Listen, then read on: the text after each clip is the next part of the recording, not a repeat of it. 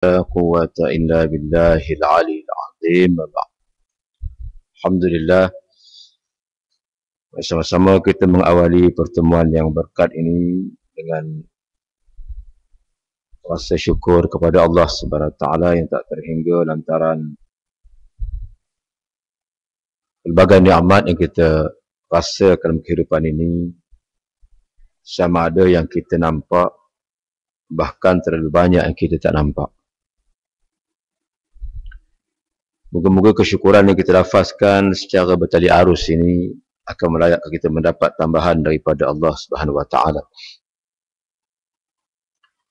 Kasihi Fadilatul Imam, Pengurusi Nasah Pentadbir Surau, Ustaz Fadilah, Ustaz, Muslimin, Muslimat yang dirahmati Allah sekalian.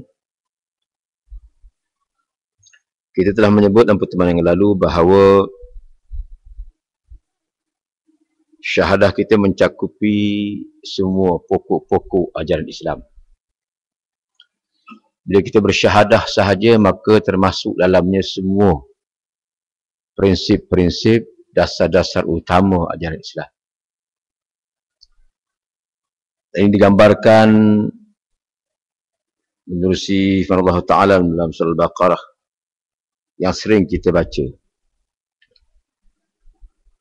بعد أعوذ بالله من الشيطان الرجيم آمن الرسول بما أنزل إليه من ربه والمؤمنون كل آمن بالله وملائكته وكتبه ورسله لا نفرق بين أحد من رسله. Rasul telah beriman kepada Al-Quran yang diturunkan kepadanya daripada Tuhan. Demikian pula orang-orang beriman. Semuanya beriman kepada Allah, para malaikatnya, kitab-kitabnya, rasul-rasulnya. Dan mereka mengatakan kami tidak membeda-bedakan antara seorang pun dengan yang lain daripada kalangan rasul-rasul Allah itu. Allah beriman, Rasulullah beriman dengan apa yang diturunkannya. Maka sebagai ikutan sempurna, kita yang bernabikan Muhammad sallallahu alaihi wasallam ini pun beriman dengan cara Nabi kita itu, iaitu dengan mempercayai semua yang disampaikan kepada kita, termasuk para malaikat, kitab, rasulnya, dan seperti yang kita maklumi yang Nabi jelaskan dalam rukun iman itu. InsyaAllah pagi ini kita lihat mengenai Islam tapi tak layak dipanggil Muslim. Islam tapi tak layak dipanggil Muslim, yang menyebabkan kita terkeluar daripada saf para muslimin. Dalam bahasa lainnya, inilah sempadan di antara iman dan kufur. Dan perkara ini taklah pelik, sebab Quran pernah sebut dalam bahasa lainnya pada beriman tapi tak dapat disebut mukmin. Sebagaimana kita sering baca, A'udzubillahi minasyaitanir rajim. Minan nasi man yaqulu amanna billahi wa bil yaumil akhir wa ma hum bimu'minin. Wa ma hum bimu'minin. Yang kita baca surah Al-Baqarah selalu tu kan. Allah kata ada sebahagian manusia Muhammad yang mereka ni beriman kepada aku katanya. Beriman kepada akhirat aku katanya. Beriman kepada syurga neraka aku katanya. Tiba-tiba Allah sendiri kata mereka bukan mukmin. Macam mana beriman yang bukan mukmin? Kata Syekh Jabir dalam tafsir contemporary beliau, tafsir Al-Aisar, menyebut Allah menggunakan kalimah wa minan nas ini sebagai gambaran. Allah sendiri tak sanggup nak sebut kejahatan golongan ini. Bahkan kata beliau, mereka yang dianggap lebih kufur daripada orang kufur atas muka bumi. Siapa mereka? Munafiqin la'natullah. Kita selalu sebut syaitan la'natullah. Kita lupa Allah juga sebut munafiqin la'natullah, musyrikin la'natullah.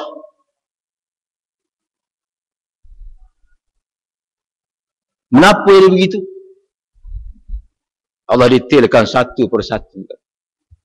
Sifat watak, karakter yang membawa kepada pengakuan beriman yang tak membawa orang berkenaan ke dalam kumpulan mukmin. Allah dahulukan dengan menyebut yukhadi'un Allah walladzina amanu. Dengan ucapan-ucapan beriman mereka itu, dengan peragaan beriman mereka itu, kata Allah, mereka cuba nak menipu aku Muhammad, nak menipu orang beriman, supaya menerima iman mereka itu, sedangkan mereka tak layak dipanggil beriman pun. Sikap cuba nak tipu Allah, macam Allah tak tahu tindak tanduk mereka, macam Allah tak kenal hati mereka. Macam imam kita baca begitu kan, wallahu alimun bizatis sudur. Allah tahu apa yang ditanam di hati mereka. Tuan-tuan sekalian, kita tak tahu apa di hati kita, tapi Allah lebih tahu dengan apa yang ada di hati kita. Begitu juga Allah menyebut wallahu basirum bil ibad. Allah sentiasa melihat hamba-hamba. Allah lihat dia luar sebagai dalam. Kita boleh tipu orang, tapi memang tak boleh tipu Allah. Sebab tak mungkin Allah mencipta kita ni tak tahu kita selengkapnya.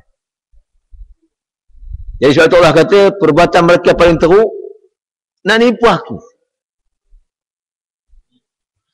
Macam anak kita cuba tipu kita kan, macam kita tahu perangai dia kan. Dia pergi dua jari tapak kaki kita didik dia, kita tahu anak kita lebih kurang kan. Walaupun tak tepat macam Allah lah kan, tapi rasanya boleh tahu anak kita tu.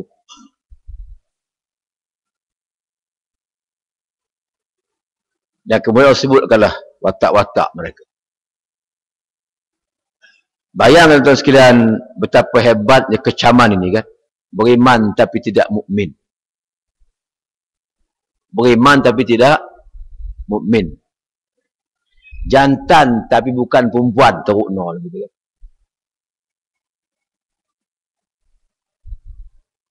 Jantan tapi tidak perkasa, tak betul kan? Dia jantan mesti perkasa kan? Kalau jantan tapi perempuan, itu pelik lah. Kalau jantan tapi perempuan tu confirm lah pondannya kan?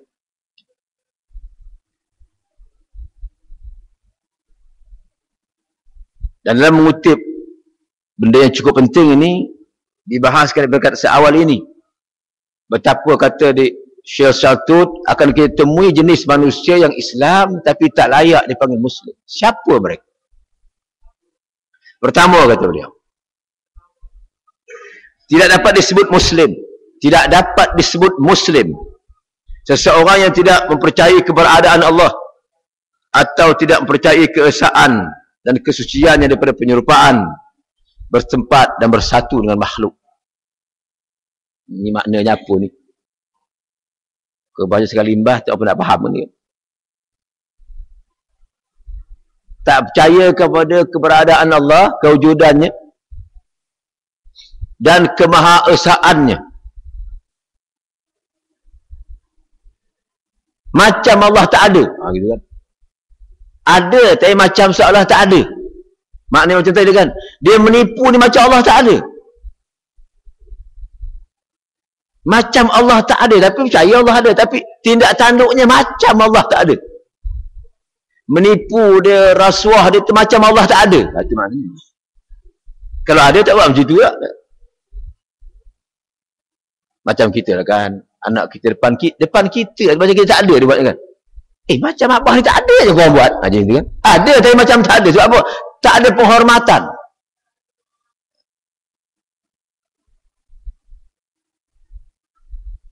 Allah kata macam aku tak tahu. Macam aku ni tak tahu. Jadi apalah maknanya beriman tapi Allah macam tak ada? Apalah maknanya mengaku Islam tapi Allah macam tak ada? Macam Allah tak tahu kan apa tujuan kita bagi macam-macam ni kan. Orang macam tu kan. Banyak no baginya baru ni kan. Macam duit demo je gitu kan. Macam Allah tak tahu apa tujuan sebenar. Wallahu alam. Allah Maha tahu. Kita kona lah kot mana pun, Allah Maha tahu.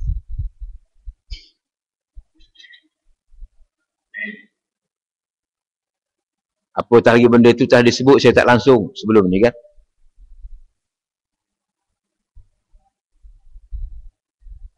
Yang kedua, tak menerima kemahaesaan Allah. Tak mengakui bahawa Allah adalah satu-satunya rujukan kepada orang Islam. Orang Islam ni reference dia kepada Allah. Diukur dengan Allah. Oleh kerana Allah tu dah ditahui sebagai yang Maha Esa, maka dia tak refer yang lain dah. Tentang bila Allah sebut dalam Quran, ma lakum min dunihi min waliyyin wala syafi'in fala tatazakkarun. Tak ada bagi kamu selain Allah sebarang penolong, pemberi syafaat, tak ada. Afala tatazakkarun, tidakkah kamu memikirkan perkara? Tuan-tuan, siapa tolong kita bangun rumah?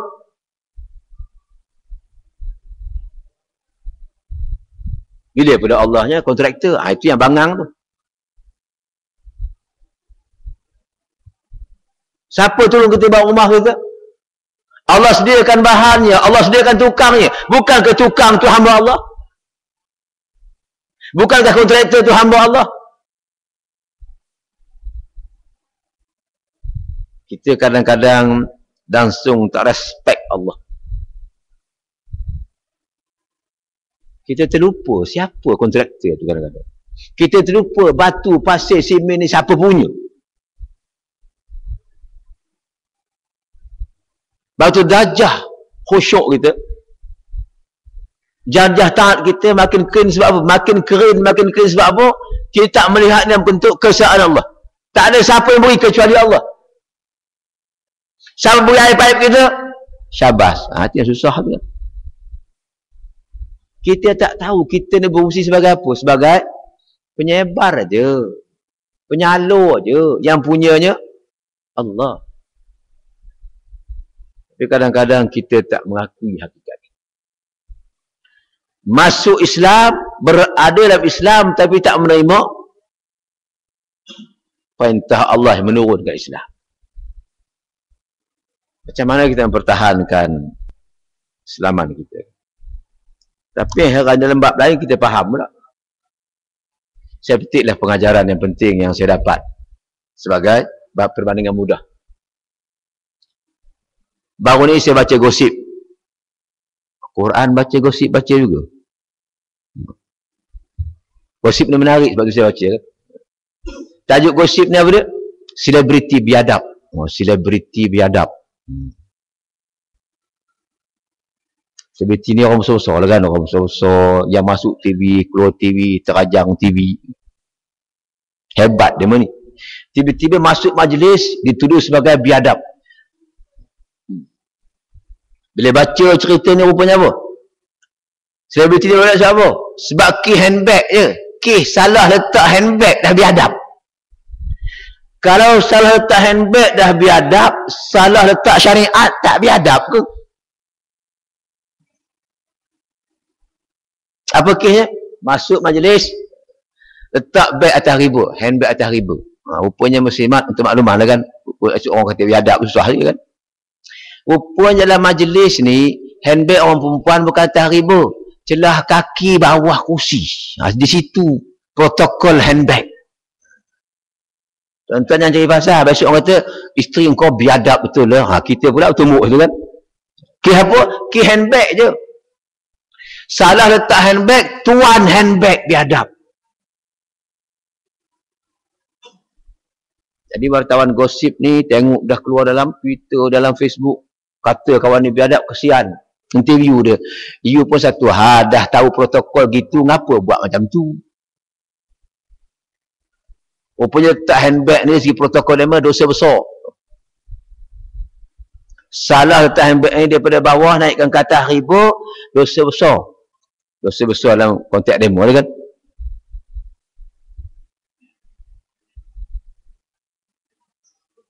Lalu kata dia, perempuan ni, you tahu tak apa adalah handbag saya? Mana saya tahu tak?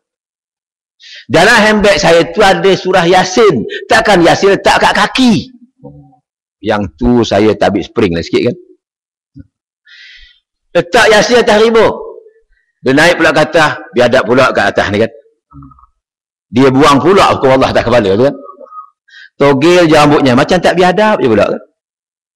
Kita beradab dengan Yasin, biadab pula dengan hukum Allah. Maknanya apa? Beradab separuh lah. Adab yang tak sempurna. Yang saya nak sebut tuan-tuan sekalian, mengapa bila kita masuk dalam majlis kita, kita minta orang ikut protokol majlis kita, ikut peraturan majlis kita, walau tak ada apa-apa pun. Handbag aku, kursi aku, suka aku lah. Tapi tak boleh. Tak boleh. Masuk majlis kena ikut peraturan. Habis itu kalau masuk Islam, tak payah ikut peraturan Islam. Tak payah ikut protokol Islam. Maka ada orang bijak-bijak ni pelik kan. Macam hari itulah, hari apa. 2 hari lepas. Saya pergi immigration. Ambil IC baru. IC baru ni hebat rupanya. Kita ada 2 gambar dalam satu IC. Canggih betul. Gambar besar tu ada anak gambar satu lagi kan. Saya kata hebat IC ni kan. Tapi tengah-tengah hebat tu orang palsu kan juga, itu yang pelik tu. Saya tunggu lama tunggu. Ya ada perempuan depan tu bukan main lama kan. Rupanya kaunter saya buka situ juga, kaunter ambil IC. Orang lain 2 minit 3 minit belah, 2 minit 3 minit belah. Yang dia ni dekat suku jam. Apa cerita ni kan. Lama-lama dia pun keluar. Dia keluar, saya pun datang. Saya tengok apa? Pegang tengah kali kepala. Apa? Saya kata, ada apa haji? Tak adalah kadang manusia ni kata dah terlajak pandai jadi bodoh balik. Apa pula cerita ni kan? Menarik juga tu kan. Dah pandai jadi bodoh, patut jadi bodoh jadi pandai. Pasal apa? Tu perempuan tadi tu lah. Dia ni kalau ikut pasport dia memang kerap berbulan overseas kan. Urusan demo lah, urusan orang besar-besar kan. Tiba-tiba kali ni sampai port ditahan. Ditahan. Sebab cap jari dalam pasport dengan dalam skrin dah lain. Cap jari dia dah bercempera, dah pecah. Ada sebab tu kan. Tiba-tiba dia kata kat saya apa? Tak boleh kan immigration betulkan cap jari ni. Saya kata, cik, kami ni bukan Tuhan, kami immigration. Kami menggunakan cap jari, bukannya mencipta cap jari. Baru tahu kan, nak buat cap jari pun tak boleh. Usah kata nak buat jari. Orang macam ni kadang-kadang sombong juga ni Allah.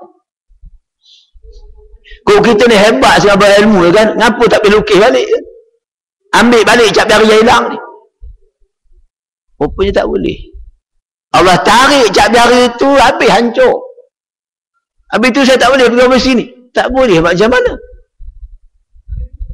Lalu saya nasihatkan dia kata apa? Mungkin puan dia kata banyak menggunakan apa? Bahan basuhan yang ada, bahan kimia kan? Menyebabkan terhakis cap jari ni. Cuba apa ni, sapu lotion ke dalam 2-3 hari ni kan, kok mau dia naik balik. Rupanya tuan-tuan sekalian, inilah senjata hebat. Siapa bagi? Allah bagi. Allah tarik, tak bergerak. Dia nak sombongkan lagi. Sebab itu Allah marah sangat bila kita sombong ni kan. Macam tu sikap sebagai orang Islam kan. Baca Qurannya rajin. Bulan puasa khatam. Manis benar rupanya bersimpuh aja khatam. Jambul keluar juga.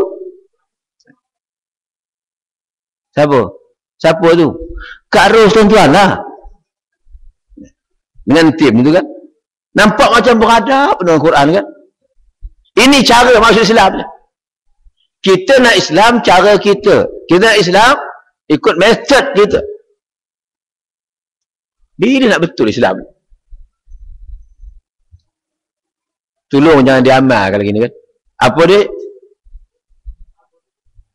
Kata Dik Pengarang sendiri bahawa tidak mempercayai ada je Allah. Maknanya bukan macam tak percaya dari segi apa?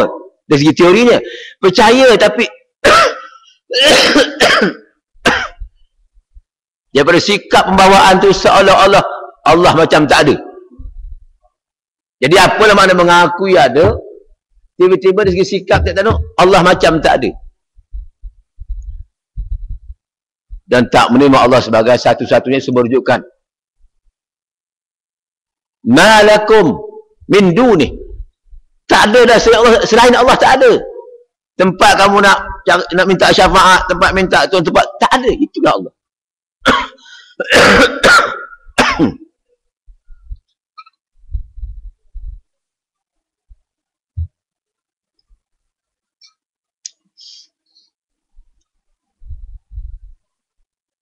Dua, tiga apa dia? Melakukan kegiatan penyerupaan terhadap Allah. Serupa apa tuan-tuan sekalian? Allah buat, kita buat. Dah serupa kan? Sama hebat tu. Allah buat, kita pun buat. Contoh, Allah buat hukum zina, kita pun buat juga. Hukum tu Allah dah sebut dah. Dah dalam Quran dah hukum tu. Kita buat pula hukum kita. Dah serupa kita dengan. Lebih teruk lagi apa dia? Kita tinggalkan pula hukum Allah, kita buat pula yang hukum yang kita buat. Itu lagi hebat kan? Jadi siapa hebat? Allah hebat lagi kita. Kita dah hebat daripada Allah. Kita hebat daripada Allah. Hukum Allah tu kita tak pakai, kita pakai yang kita punya. Jadi siapa hebat? Allah akan hebat kita.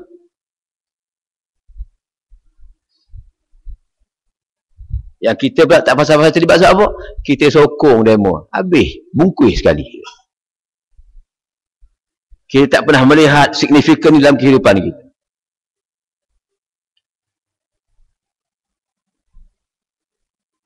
Allah ada hukum curi dia. Kita buat hukum dia. Allah ada kisah dia. Kita buat hukum kita. Kita seperti nak menyerupai Allah. Tanpa kita sedar, perbuatan ini menyebabkan kita dikecam oleh Allah.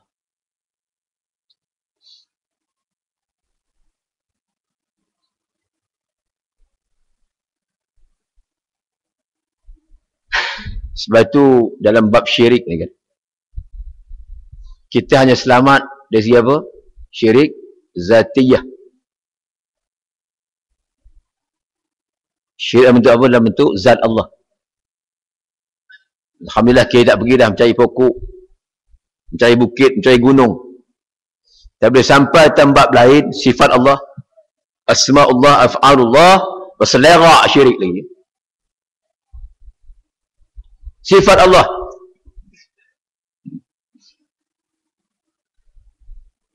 Yang kita nak baca kan, setakat yang kita baca sifat 20 tu cukup lah kan. Yang itu belah wahara dah.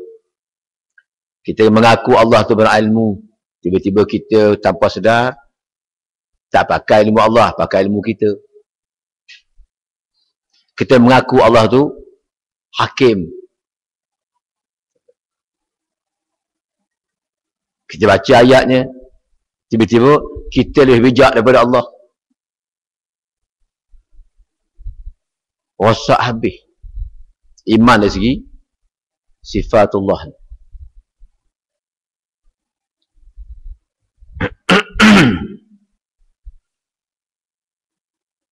Tapi bila kita baca surah At-Tin tu reti pula kan.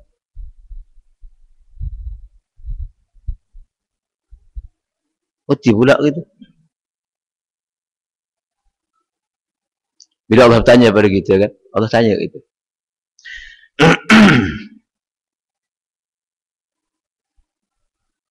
Alaihissallah. Alaihissallah. Allah tanya kan, alaihissallah bihkamil hakim. Adakah selain Allah ni yang lebih hakim, lebih bijaksana? Ada. Kita pun disunatkan menjawab apa dia? Bala. Ngaku, ya Allah ngaku. Aku, ya Allah, tak ada orang dah, tak ada zat lain dah yang lebih bijaksana daripada mu. Tapi sampai kita melaksanakan, kita tak pakai yang ilmu Allah. Kita pakai ilmu kita, ilmuwan kita, cendekiawan kita. Bersidanglah kita kan, bersidanglah kita. Yang seorang itu bersidang pun cerita pasal orang. Baru-baru ni kan bersidang kat mana? Kat Perak. WCIT Conference. World Conference on Islamic Thought. Kerja kita buat conference. 283 kertas kerja dibincang. Mampu baca.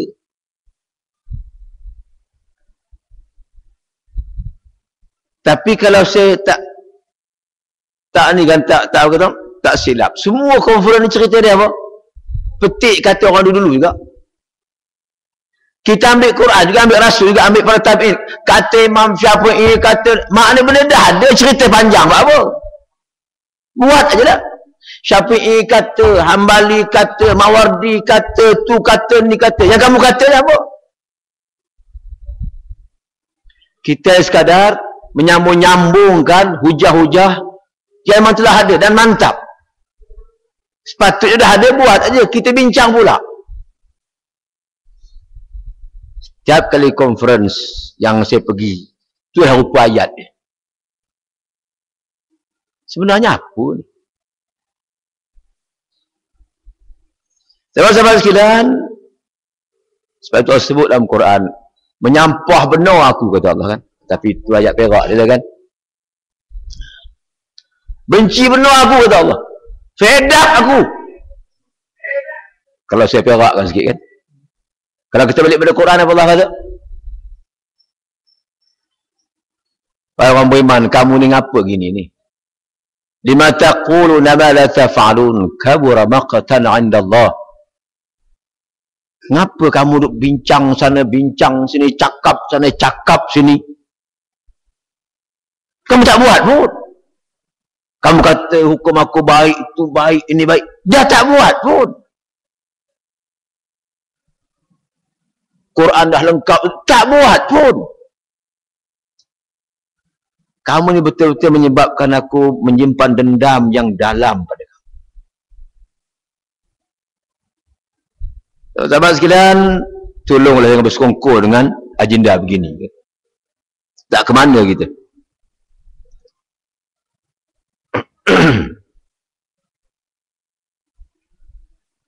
Seterusnya, yang tak layak dipanggil Muslim walaupun Islam. Tidak percaya bahawa Allah bersendirian dalam mengatur alam beserta keluasan tindakannya. Hanya Allah lah secara bersendirian. Allah and Allah alone. There's no other entity involved in creating heaven and earth. Tak ada. Allah kata, aku dan aku sahaja. Tak ada siapa-siapa kongsi dengan aku. Kita baca balik surah Al-Kahfi. Ma ashhadtuhum khalqus samawati wal ard. Aku tak pernah memanggil sesiapa di kalangan kamu untuk menyaksikan aku ketika aku menciptakan langit dan bumi ini, dan ketika aku mencipta kamu. Tak ada siapa melihat. Masa Mak Abah dibuat, panggil Mak Mai marikan. Engkau tengok sikit Mak ni macam mana? Masa Allah buat gunung, dia tak panggil kontraktor. Dia tak panggil Dewan Penjagaan Melayu. Engkau tengok sikit gunung aku okey tak? Allah kata tak ada siapa aku minta bersama aku. Lalu kamu dengar cakap lemon ni pasal? Tuan sekalian, kita biasa boleh nak berhujah depan Allah. Apa cakap? Apa nak cakap? Yang kamu utamakan demo lebih pada aku ni atas alasan aku.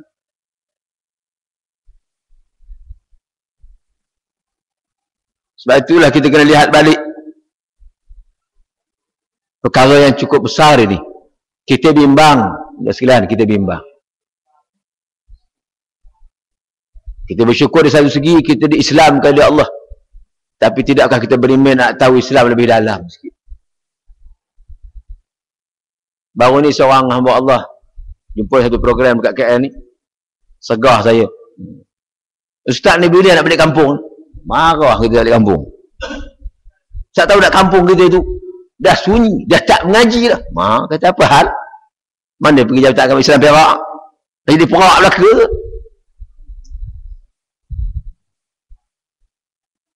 Kita kata kita ambil berat Islam. Bayangkan masjid mukim dia tak mengaji. Surau saya kira kan. Saya dah pakat orang kampung. Ustaz akan datang kok. Paling tidak sebulan sekali. Bagi tazkirah Jumaat.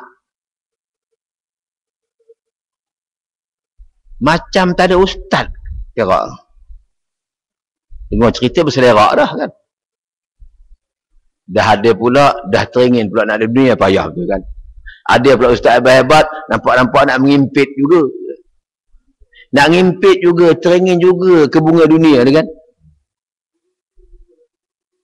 Saya itu mujur, tak teringin. Kalau teringin tuan-tuan, saya tak jumpa dah dari sini.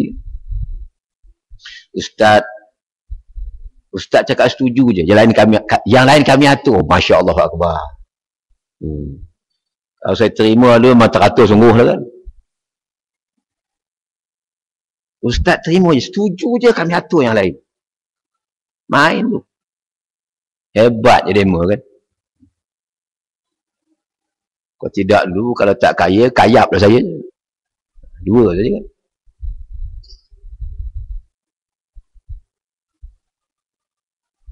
Allah nak menegaskan prinsip tauhid tu. Kalau dah kamu tahu aku aja yang buat semua ni, aku yang atur, yang kamu dengar cakap orang besar. Sebab tu tuan sekalian, kita tak boleh ikut mana-mana manusia kecuali manusia itu taat pada Allah. Konsep mengikut ni, mengikut kerana taat pada Allah. Sebab tu bila orang baca ni, ini banyak orang keliru kan, orang sabotaj makna ayat ni.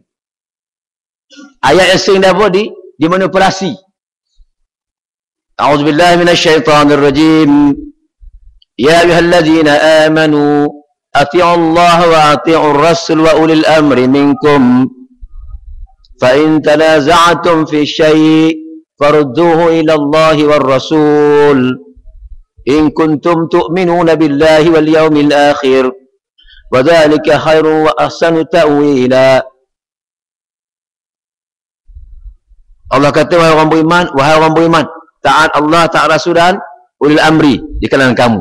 Kita tahu mana-mana orang kalau dia faham bahasa Arab tak mungkin dia tak faham kan. Minkum tu siapa? Balik ke depan. Siapa dia? Aman.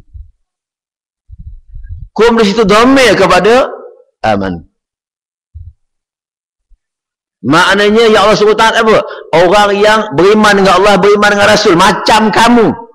Ke kamu orang beriman? Allah dengan aku dan Rasul aku. Jadi ambillah orang yang nak kat aku, nak ke Rasul aku, nak ke Quran aku, nak ke sunnah Nabi aku. Lepas itu disebut oleh siapa? Bapak, bagi sekalian bapak mufassirin, Ibn Abbas. Ismail Abbas tu kan baca je lah. Ibn Abbas kata apa? Oleh amri dalam ayat ni tak lain tak bukan ialah ulama kepada umat ini. Itu kata Ibn Abbas. Itu juga kata Ad-Dahhak, Mujahid. Juga disebut siapa? Al-Imamul Tabi'in, Hasan Al-Basri. Disebut juga Abu Aliyah. Juga disebut oleh Ibn Rabah. Ini merupakan tokoh-tokoh dalam tafsir. Oleh amri ayat ni tak lain tak bukan kata mereka ulama min hazil ummah. Ini ulama untuk umat ini. Jelas bahawa kalau gitu yang nak kita ikut ni siapa? Mereka yang mempunyai title ini. Ulama kenapa kata Sayyuti paling penting kata dia apa? Khaufillah. Takut nak bertindak bercanggah dengan perintah Allah. Tapi kalau kita dah berani melawan, lepas tu beri alasan, itu yang mana kena. Lepas kita ambil tindakan, buat program, buat apa pun bercanggah dengan Allah, kemudian kita beri alasan. Sejak bila yang namanya hamba Allah ni diajar untuk beri alasan dengan Allah? Sejak bila? Sejak bila kita beriman ni menerima pengajaran, buat bertentangan dengan Allah, kemudian kita cuba cari alasan. Ini perangai Yahudi.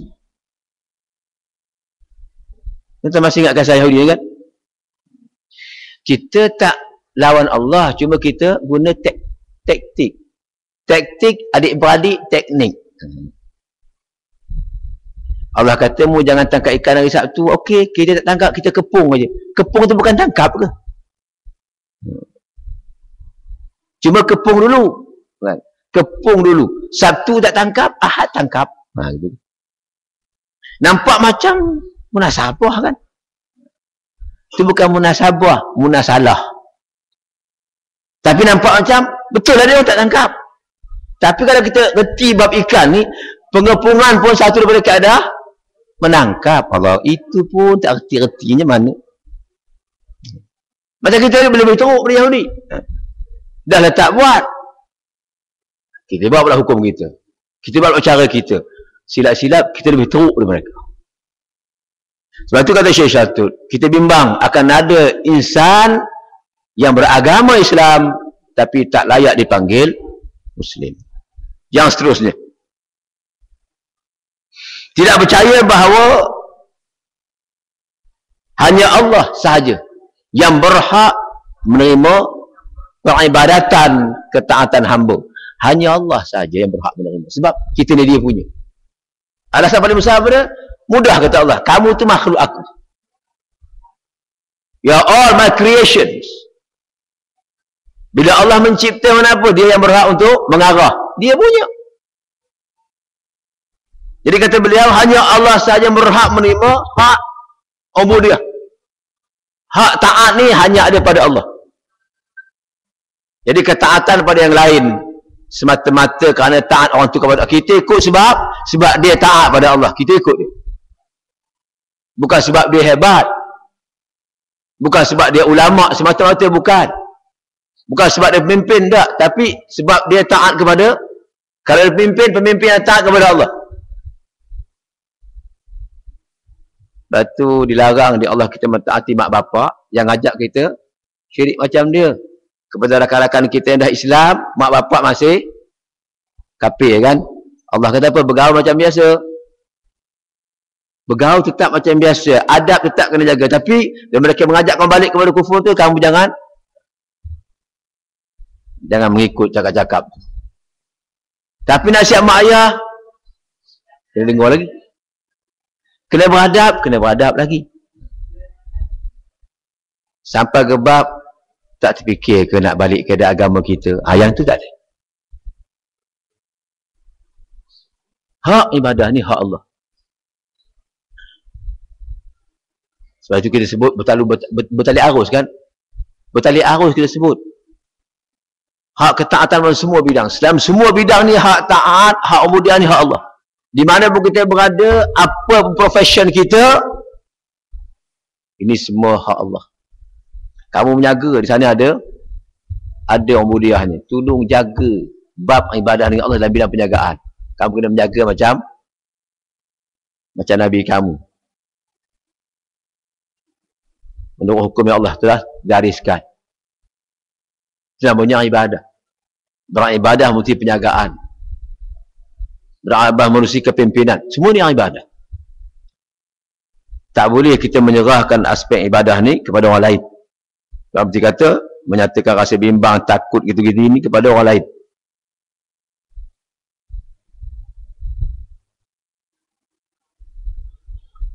Seterusnya kata beliau, yang Islam tapi tak layak dipanggil Muslim, seolah-olah tak mempercayai bahawa Allah mempunyai risalah kepada makhluknya dan mengutus para rasul pembawa risalah itu. Allah ada risalah dan mengutuskan rasul sebagai penjelas risalah itu. Rasul kata ketika Haji Wida, apa Nabi kata? Ya Allah, tidakkah telah aku sampaikan? Sontak umat menjawab, engkau telah menyampaikan. Allah turunkan risalahnya, Nabi menghidupkan. Macam kita tak pernah dengar sunnah Nabi. Kitab hadis berselera. Kalau kitab ni tak ada, barangkali iyalah kan. Ni tentang mencetak kitab hadis, menerbitkan kitab hadis, hebat kita. Tapi nak buat tak boleh. Masa khutbah jemaah seru semua jemaah.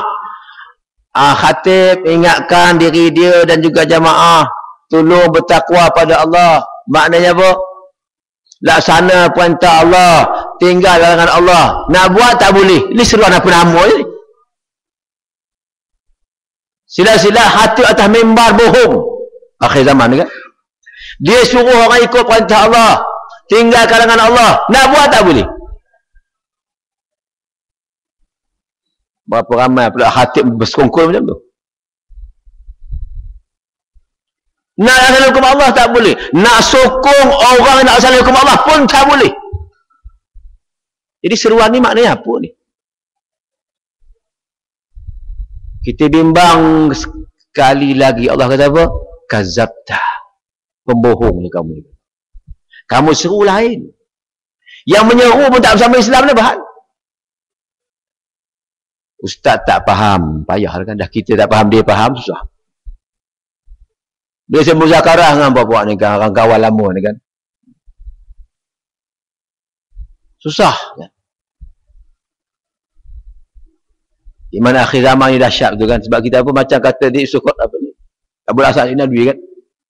Lantaran henyakan kebendaan. Lantaran kemaruk pangkat.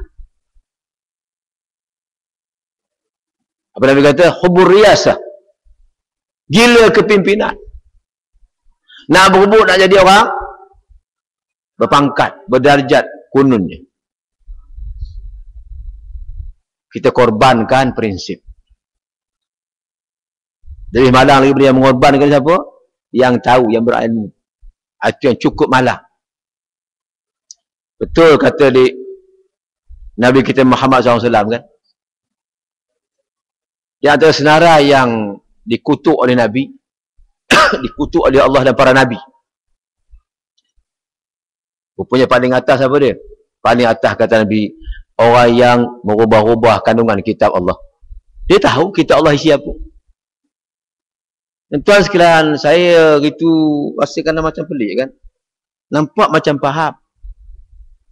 Ada sedikit pertengkaran antara mufti Perak dengan penasihat agama Johor, Datuk Noh Gadut. Bila meletup kes arak tu kan, antara kes apa arak, bia halal, ingat tu. Dan ketika ada bia daripada Iran, daripada Timur Tengah kan, katanya bir halal. Kata di Datuk Noh Gadut, majlis fatwa kena bersidang untuk memutuskan tentang kedudukan bia ni. Besoknya terus dijawab oleh Harusani. Dia kata apa? Kita kena faham. Tidak ada fatwa, tidak ada ijtihad dalam perkara yang dah ada nas. Nampak cakap tu macam faham. Maknanya apa? Yang dah ada nas ni tugas kita apa? Buat. Bukan bincang. Tapi tak buat juga kan. Yang dah ada nas dalam Quran.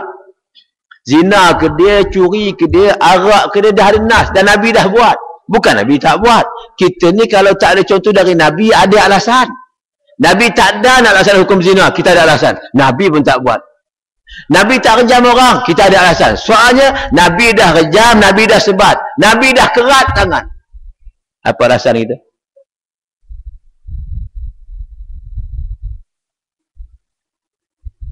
Tuan sekalian, dahsyatnya kita kan. Dahsyatnya umat hari ini. Seolah-olah Nabi tak buat benda ni.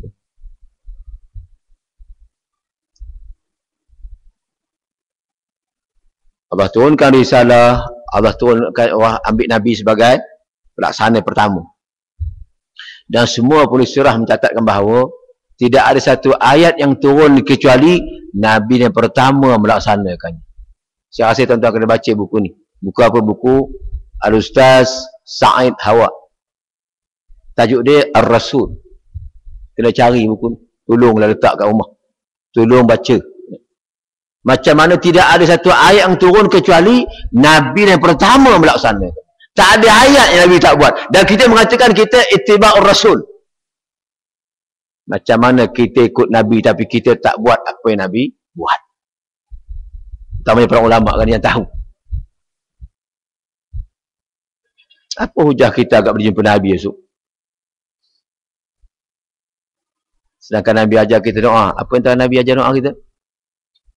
Minta ni kan. Pertama kata Nabi, minta lah. Wahai Allah, kurniakan aku iman yang tidak lagi kembali murtad. Tuan-tuan, sekali lagi doa yang kita diajar maknanya apa? Ada beriman yang boleh. Yang tu kena faham tu. Kena faham. Dalam makna Nabi. Wahai Allah, berikan kepada aku ni iman yang tidak lagi kembali murtad. Nikmat yang terus menerus daripada. Yang akhir kali apa dia? Peluang untuk mengiringi Nabi aku ke syurga. Beri peluang untuk aku mengiringi Nabi. Kalau dah nak mengiringi Nabi ke syurga, maknanya apa? Tolong iringi kehidupan kita dengan kehidupan Nabi itu je.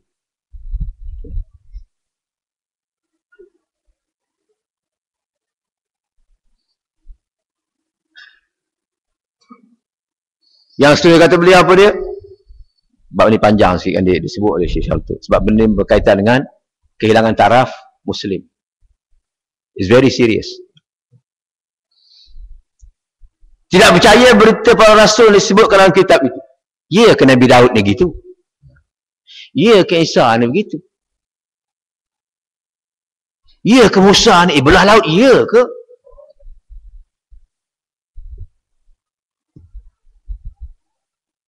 Timbul rasa was-was. Barangkali ya. Ayat Quran tak boleh nak dibarangkalikan. Jangan dibarangkalikan. Atau beza-beza kepada rasul berkenaan. Percaya sebahagian, menolak sebahagian. Maknanya sekarang Nabi Muhammad yang paling baik. Sebab, gitu kan. Semua Nabi ni baik belaka kan. Nabi dah kata, aku ni ibarat bata terakhir daripada sebuah rumah yang lengkap. Aku menyempurnakan bata terakhir. Nabi-Nabi dah buat dah. Jadi maknanya apa? Tak ada yang lebih baik daripada Nabi kita. Cuma di kalangan Nabi itu Allah menentukan sendiri kedudukan mereka kan. Tapi kita tak boleh nak kata, Nabi Muhammad paling baik, Nabi Daud tak baik dah.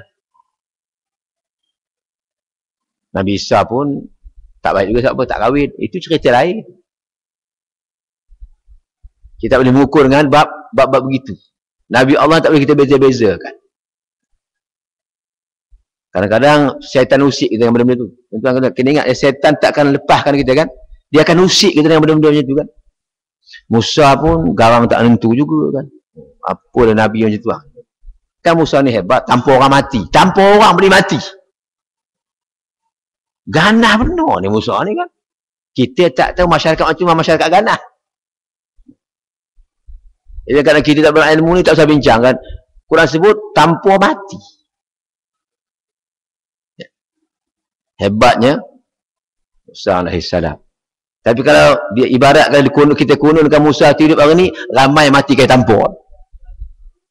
Sebab apa? Saya ni tengok lawan Allah, pang mati. Pang mati ini itu. Maknanya apa? Tak usah kita nak badan-badan nak sebut benda-benda bukan-bukan. Tuan-tuan disebut ini kenapa? Sebab ada bisikan lain yang akan mengarak kita kan. Kamu tengok, kata syaitan kan. Kita pula tak berasa bisikan halus kan. Lah ya tak ya lah. Dan akhirnya pagi ni kata beliau, atau tidak mempercayai bahawa kehidupan dunia ni bakal berakhir digantikan kehidupan akhirat yang lain. yang kekal abadi. Ini setengah orang aktif kan. Apa katanya? Habis ni habis lah. Dunia ni segala-galanya. Habis ni habis. Tak ada bangkit-bangkit apa namanya kan. Dah mati. Macam kita orang kafir berhujah dengan Nabi kan. Dan Allah catatkan hujah dalam surah Qaf.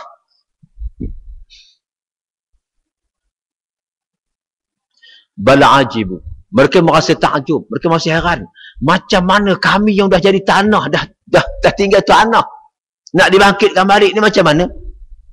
Tak munasabah untuk ajaran Muhammad. Allah jawab secara beringat kan. Allah kata semua ilmu itu ada kat aku. Aku cipta kamu, aku boleh hidupkan balik. Sebab ilmu tu ada kat aku, bukan kat kamu.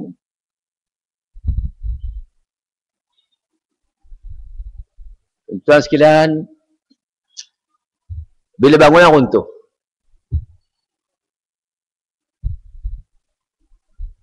bangunan punya fine ada kat siapa?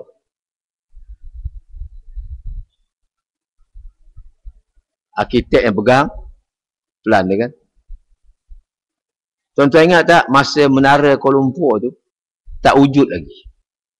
Keluar apa dia panggil? Artist impression.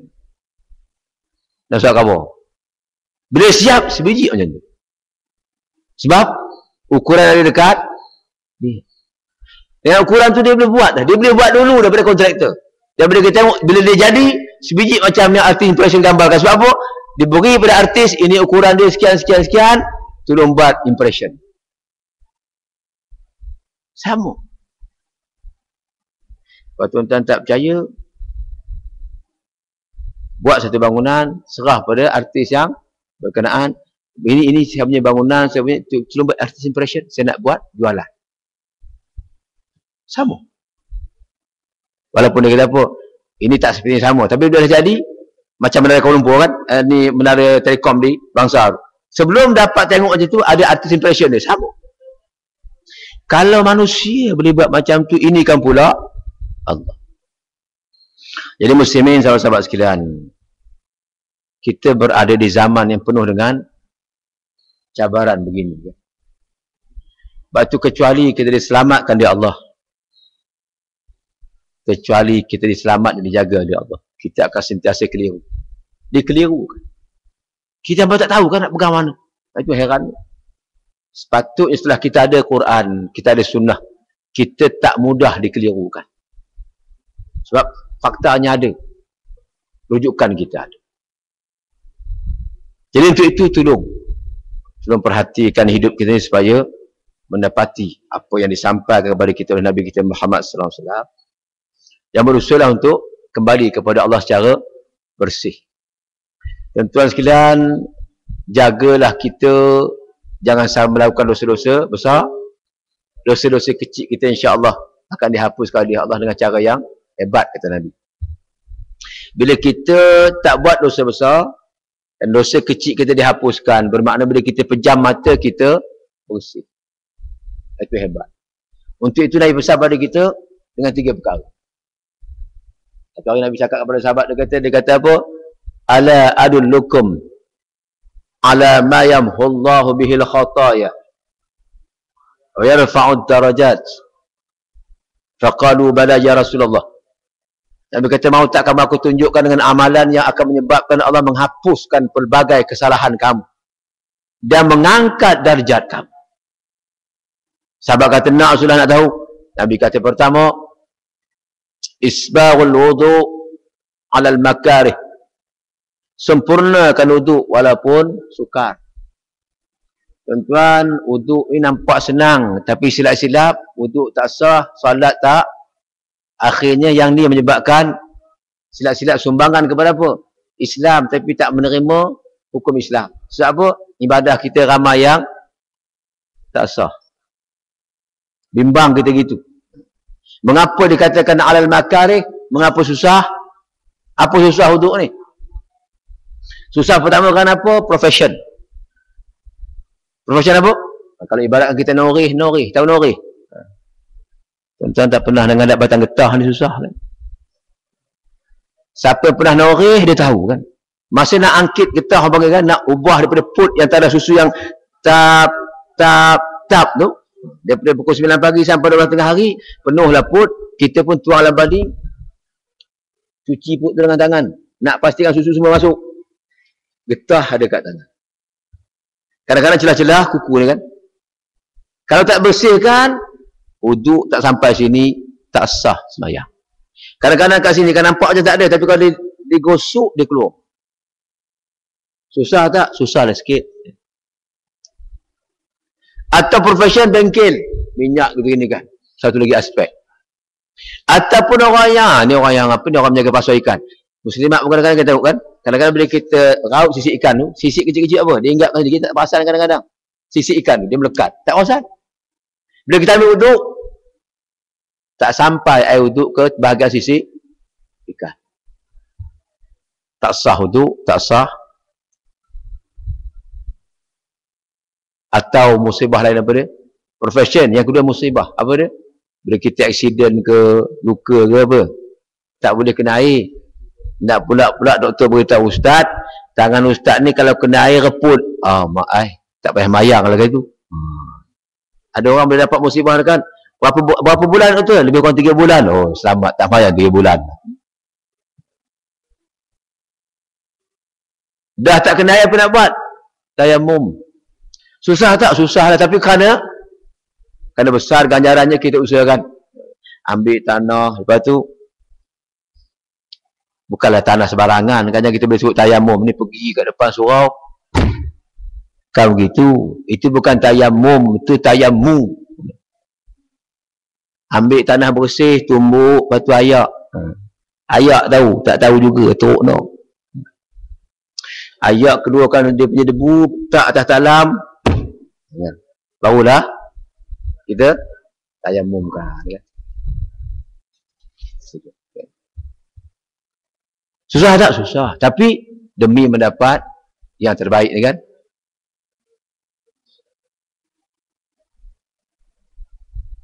Dan yang tak kurang orang tak perhati apa dia? Jari kaki. Tuan-tuan sekalian tak percaya semak jari kaki masing-masing. Ada orang anak jari kaki dia ni kan cukup rapat.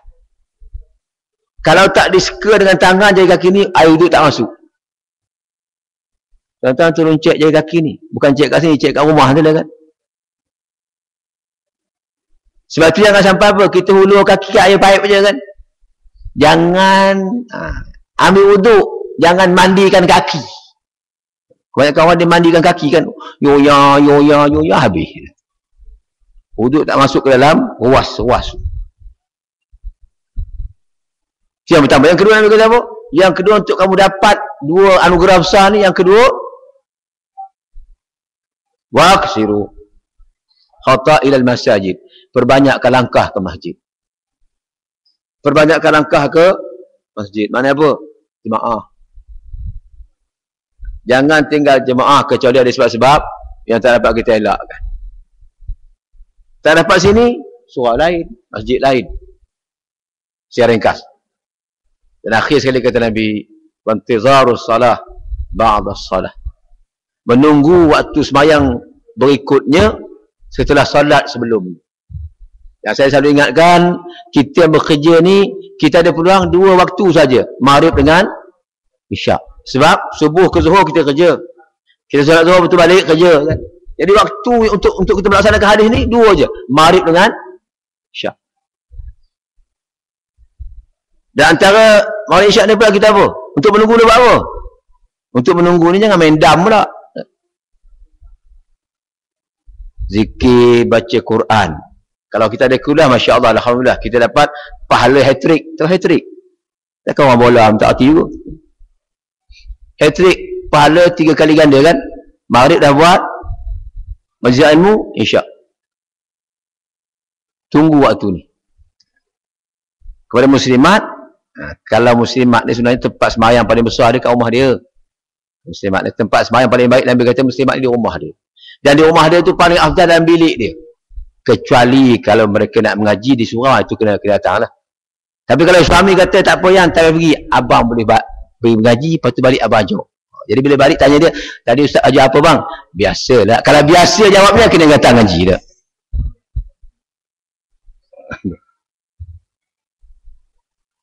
Dan muslimat kalau di rumah, caranya macam mana? Lepas maghrib jangan buka telekung.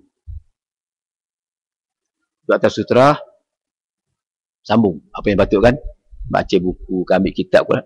Lepas tu kalau anak ada apa-apa keperluan anak dulu, kita bangun, ambil kain dia ke benda, bancuh kejap, betul balik atas sutera.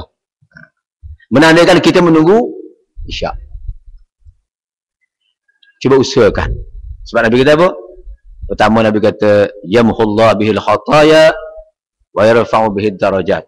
Kamu akan dapat ganjaran dihapuskan pelbagai kesalahan kita yang kecil-kecil ni kan, yang kalau tak dihapuskan dia akan jadi dosa besar juga. Kemudian Allah angkat darjat kita. Bertuah kita yang dapat melaksanakan agenda ini. Jadi usahakanlah semampu mungkin. Moga-moga dengan demikian akan menyumbang kepada selamatnya akidah kita, keislaman kita, hingga kita menghadap Allah pada satu saat nanti. Wallahu a'lam. Sekadar itulah untuk pagi ini. Kita mohon kepada Allah taufik dan hidayahnya untuk memastikan kita dalam Islam dan iman yang benar kepada Allah SWT. Aku qali hadza astaghfirullah li wa lakum. Assalamualaikum warahmatullahi wabarakatuh. Sama-sama kita tamatkan dengan tasbih kafarah suratul Asr. Subhanakallahumma wa asyhadu an la ilaha illa anta. Bismillahirrahmanirrahim. Al-'asr. Innal insana lafi khusr. Illal ladzina amanu wa 'amilus salihati wa tawassaw bil haqqi wa tawassaw. Wallahu a'lam.